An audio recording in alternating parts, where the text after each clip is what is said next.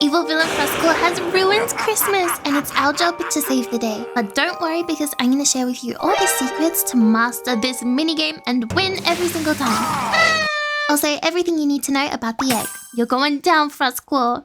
Alright, first things first, how do you get to Frostclaw's Fury? You can teleport there directly by using the taskboard and clicking on Play Frostclaw's Fury. To start the game, you're gonna sit down in a sleigh. Today I'm playing with my friend Rose. I highly recommend playing in a private server if you're gonna be farming for eggs.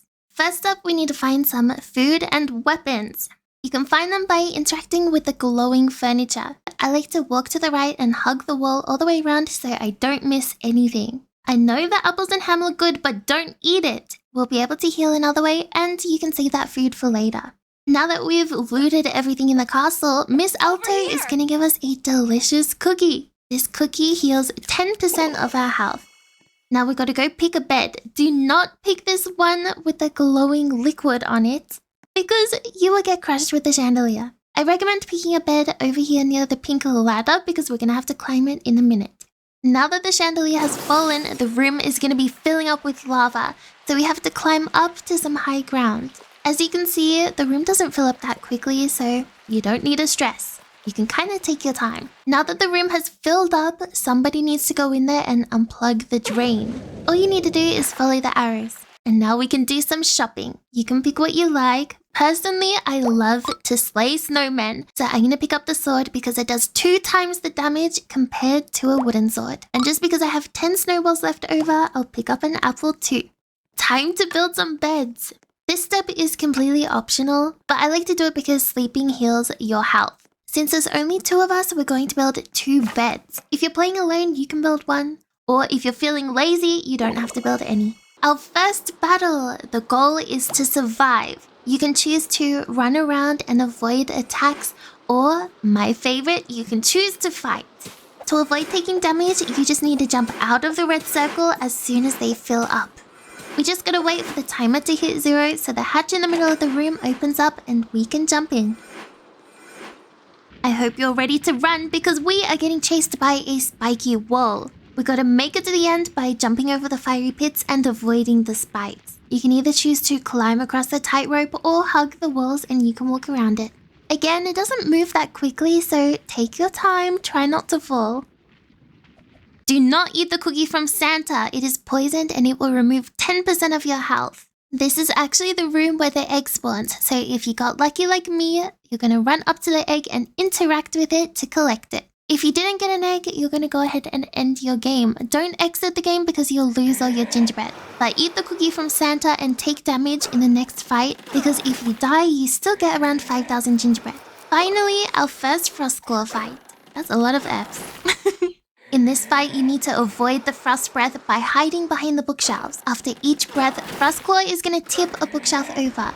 So if your square turns red, run out of the way to avoid getting squished. The trick to this game is to follow Santa. He'll lift the bookshelves back up so you have a place to hide again. Once all the bookshelves have disappeared, this phase is done. After turning Santa into an ice cube, Frostclaw is trying to freeze us now. Honestly, rude. But that's fine because we can jump out of the window. Let's go for a little slide, shall we? This part is pretty straightforward. Avoid the glowing rocks. It's actually quite tricky though because you can't move your camera at all. So try to look down the path and remember where the glowing rocks are so you can dodge them. It's finally time to take down Frostclaw. This is the final boss battle. Frostclaw only has 2 attacks that you need to remember. The first one is dropping these crystals from the ceiling. Sometimes enemies will pop out of them, sometimes they won't. Just avoid the red circles so you don't get hit. Unfortunately, you can't damage Frostclaw directly. You have to wait for him to jump onto one of these platforms, run up there and press the button. This is his second attack, the Frost Breath. As soon as you hear him start inhaling, run behind him and tickle his toes. If you stand in front of him, you are going to get frozen, so hide behind his butt. Once you figure this out, it's such an easy fight. Those are the only 2 attacks he has. That's all you need to remember. Now you have all the information you need to win this boss battle. Just keep avoiding those crystals, fighting the minions, avoiding his stinky breath. and then you'll be winning every single game. Congratulations on becoming a Frostclaw's Fury Master. Now let's talk about the Christmas Future Egg. You can collect as many as you want. There is no limit. The more you play the minigame, the more chances you have to win it. There is only a 33% drop rate, so you won't be earning it all the time. I'm going to be trying to get at least 20 because I want to make a neon and a mega neon of whatever is inside. Anyways, I hope this helped you with Frostclaw's Fury. If you have any questions, leave them in the comments and I will try to reply. Okay, good luck. Goodbye, Stinky. You're not Stinky, I'm sorry. Maybe you are. Go take a shower. For my name isn't this will be it. My name is Cutie Cotton Caleb.